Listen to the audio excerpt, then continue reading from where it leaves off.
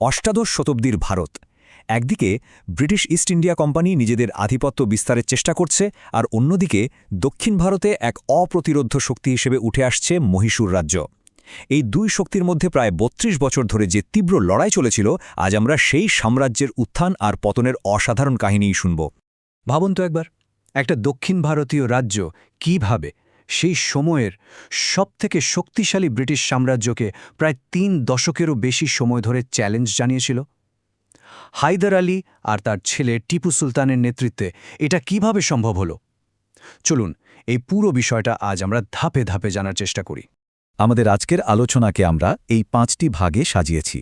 প্রথমে দেখব মহীশূরের উত্থানের গল্প, তারপর প্রথম দুটি যুদ্ধের খুঁটিনাটি, এরপর জানব মহীশূরের বাঘ টিপু সুলতান সম্পর্কে, তার শেষ প্রতিরোধের কাহিনী এবং সবশেষে এই দীর্ঘ যুদ্ধের ফলাফল আর তার তাৎপর্য কী ছিল। আচ্ছা, তাহলে একেবারে শুরু থেকে শুরু করা যাক। অষ্টাদশ শতাব্দীর মাঝামাঝি সময় মহীশূরের ওদেয়ার রাজবংশ তখন বেশ দুর্বল। শাসকরা নামে মাত্র রাজা, আসল ক্ষমতা চালাচ্ছেন তাদের মন্ত্রীরা। এই যে একটা রাজনৈতিক শূন্যতা তৈরি হয়েছিল, ঠিক তখনই একজনের উত্থানের মঞ্চ প্রস্তুত হয়ে যায়। দেখুন, টাইমলাইনটা বেশ ইন্টারেস্টিং। ১৭৩৪ সালে কৃষ্ণরাজা ওদিয়ার দ্বিতীয় যখন রাজা হন, তিনি ছিলেন আসলে একজন সাক্ষী গোপাল।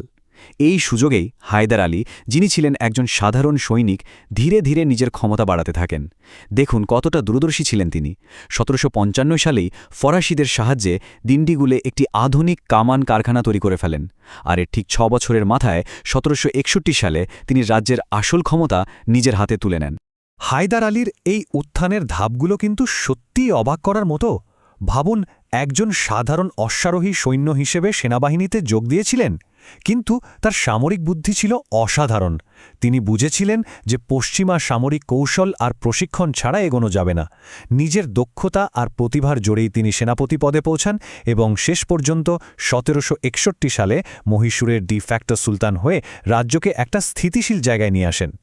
হায়দারের নেতৃত্বে মহীশূর যখন অর্থনৈতিক আর সামরিকভাবে শক্তিশালী হয়ে উঠছে, ঠিক তখনই ব্রিটিশ ইস্ট ইন্ডিয়া কোম্পানির কপালে চিন্তার ভাঁজ পড়ল। বিশেষ করে মহীশূরের সাথে ফরাসিদের বন্ধুত্ব ব্রিটিশদের বাণিজ্যিক আর রাজনৈতিক স্বার্থের জন্য একটা বড় হুমকি ছিল, আর এখান থেকেই শুরু হল সরাসরি সংঘাতের। প্রথম যুদ্ধে ব্রিটিশরা কিন্তু বেশ বড় একটা চাল চেলেছিল। তারা হায়দ্রাবাদের নিজাম আর মারাঠাদের নিয়ে একটা ত্রিদলীয় জোট তৈরি করে। কিন্তু হায়দার আলী শুধু যোদ্ধা নন, একজন তুখোড় কূটনীতিকও ছিলেন। তিনি এমন চাল চাললেন যে মারাঠারা সরে দাঁড়ালো আর নিজামকে তিনি নিজের পক্ষে নিয়ে এলেন। মানে যুদ্ধ শুরুর আগেই ব্রিটিশদের পুরো পরিকল্পনাটা তিনি একাই ভেস্তে দিলেন। প্রায় ১.৫ বছর যুদ্ধ চলার পর হায়দার আলী একটা অবিশ্বাস্য কাজ করলেন। তিনি আচমকা তার বিশাল সৈন্যবাহিনী নিয়ে সোজা ব্রিটিশদের হেডকোয়ার্টার মাদ্রাজের দোরগোড়ায় হাজির হলেন। ব্রিটিশদের মধ্যে তখন চরম আতঙ্ক। বাধ্য হয়ে তারা ১৭৬৯ সালে মাদ্রাজের চুক্তি স্বাক্ষর করে। আর এই চুক্তির সবচেয়ে গুরুত্বপূর্ণ শর্তটা ছিল পারস্পরিক প্রতিরক্ষা জোট। মানে ভবিষ্যতে অন্য কেউ মহীশূরকে আক্রমণ করলে ব্রিটিশরা তাকে সাহায্য করতে বাধ্য থাকবে। এটা মনে রাখবেন, কারণ এটাই পরের যুদ্ধের কারণ হবে। কিন্তু ব্রিটিশরা কথা রাখেনি। মাত্র ২ বছরের মাথায় ১৭৭১ সালে মারাঠারা যখন মহীশূর আক্রমণ করল, ব্রিটিশরা চুক্তি ভেঙে হায়দারকে কোনো সাহায্যই করল না। এই বিশ্বাসঘাতকতা হায়দার আলীকে ভীষণভাবে ক্রুদ্ধ করে তোলে, আর এটাই হয়ে দাঁড়ায় দ্বিতীয় অ্যাংলো মহীশূর যুদ্ধের মূল কারণ। এই দ্বিতীয় যুদ্ধেই কিন্তু প্রথমবার টিপু সুলতানের সামরিক প্রতিভার ঝলক দেখা যায়। ১৭৮০ সালের পলিলুরের যুদ্ধ।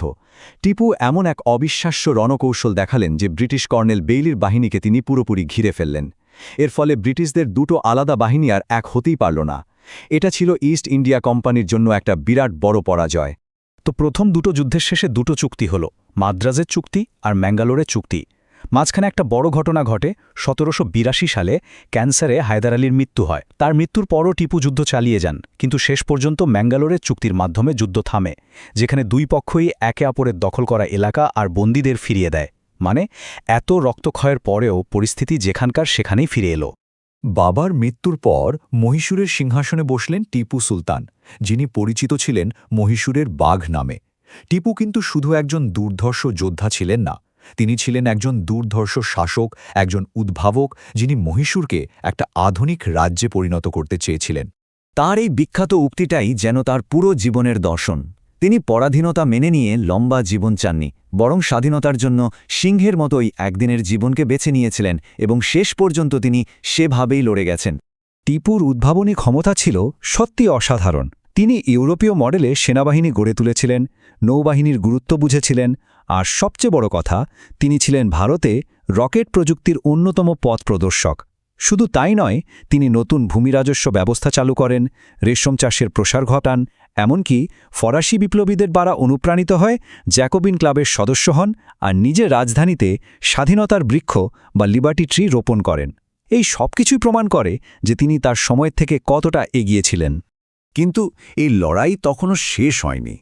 ব্রিটিশদের কাছে টিপু সুলতান ছিলেন তাদের পথের সবচেয়ে বড় কাঁটা। টিপুর সামরিক শক্তি, তার আধুনিক চিন্তাভাবনা আর ফরাসিদের সাথে তার জোট, এই সবকিছু ব্রিটিশদের সাম্রাজ্যবাদী পরিকল্পনার সামনে একটা বড় বাধা ছিল। তাই তারা এবার চূড়ান্ত আঘাত হানার জন্য তৈরি হচ্ছিল। তৃতীয় যুদ্ধের কারণটা ছিল ত্রিবাঙ্কুর। ব্রিটিশদের মিত্র রাজ্য ত্রিবাঙ্কুর ডাচদের থেকে দুটো দুর্গ কিনেছিল, যা টিপুর এলাকাভুক্ত ছিল। টিপু এটাকে তার সার্বভৌমত্বে হস্তক্ষেপ বলে মনে করেন এবং ত্রিবাঙ্কুর আক্রমণ করেন। ব্রিটিশরা তো এই সুযোগটারই অপেক্ষায় ছিল। তারা এটাকে অজুহাত হিসেবে ব্যবহার করে আর এবার নিজাম ও মারাঠাদের সাথে নিয়ে মহীশূরের বিরুদ্ধে যুদ্ধ ঘোষণা করে দেয়। এই যুদ্ধে টিপু হেরে যান, আর তার উপর এমন এক অপমানজনক চুক্তি চাপানো হয় যার একটা শর্ত ছিল ৩ কোটি টাকা যুদ্ধ ক্ষতিপূরণ দেওয়া। ভাবুন, সেই সময়ে ৩ কোটি টাকা মানে কি বিশাল একটা অঙ্ক। এটা ছিল টিপুর অর্থনৈতিক কোমর ভেঙে দেওয়ার একটা ষড়যন্ত্র। শ্রীরঙ্গপত্তনমের চুক্তিটা ছিল ভীষণ কঠোর আর অপমানজনক। টিপুকে তার রাজ্যের প্রায় অর্ধেকাংশ ব্রিটিশ, নিজাম আর মারাঠাদের হাতে তুলে দিতে হয়। ৩ কোটি টাকা ক্ষতিপূরণ তো ছিলই, তার ওপর সেই টাকা শোধ করার গ্যারান্টি হিসেবে তার ২ নাবালক ছেলেকে ব্রিটিশদের কাছে জামিন হিসেবে পাঠাতে হয়। এই চুক্তি টিপুকে সামরিক এবং অর্থনৈতিকভাবে দুর্বল করে দিয়েছিল, কিন্তু তার লড়াইয়ের ইচ্ছাকে শেষ করে দিতে পারেনি। চতুর্থ এবং শেষ যুদ্ধের প্রেক্ষাপট তৈরি করেন লর্ড ওয়েলেসলি। তিনি টিপুর সামনে অধীনতামূলক মিত্রতা নীতির প্রস্তাব রাখেন। এটা ছিল আসলে বিনা যুদ্ধে রাজ্য দখল করার একটা ফাঁদ।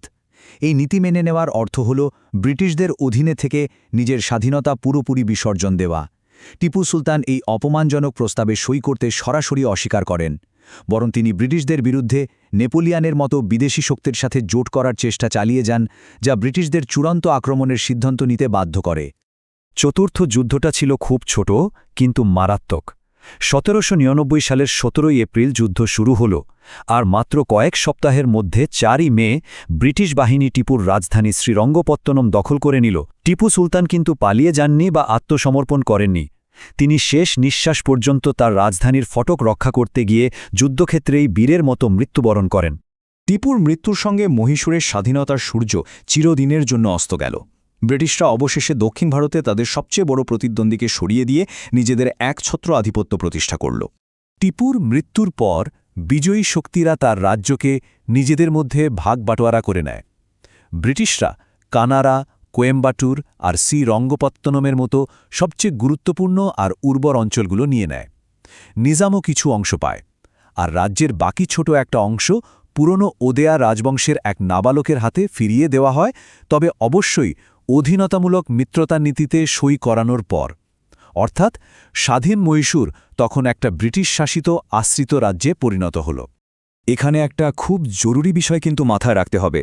ব্রিটিশদের এই বিশাল সাফল্য শুধু তাদের নিজেদের সামরিক শক্তির জোরে আসেনি, এর পেছনে বড় ভূমিকা ছিল ভারতীয় রাজ্যগুলোর নিজেদের মধ্যেকার শত্রুতা। ব্রিটিশরা অত্যন্ত চতুরভাবে মারাঠা আর নিজামের সাথে মহীশূরের পুরনো বিবাদকে কাজে লাগিয়েছিল। তাদের সাহায্য ছাড়া একা ব্রিটিশদের পক্ষে হয়তো মহীশূর জয় করা অনেক বেশি কঠিন হতো। সবশেষে একটা প্রশ্ন কিন্তু থেকেই যায়, কে ছিলেন এই টিপু সুলতান?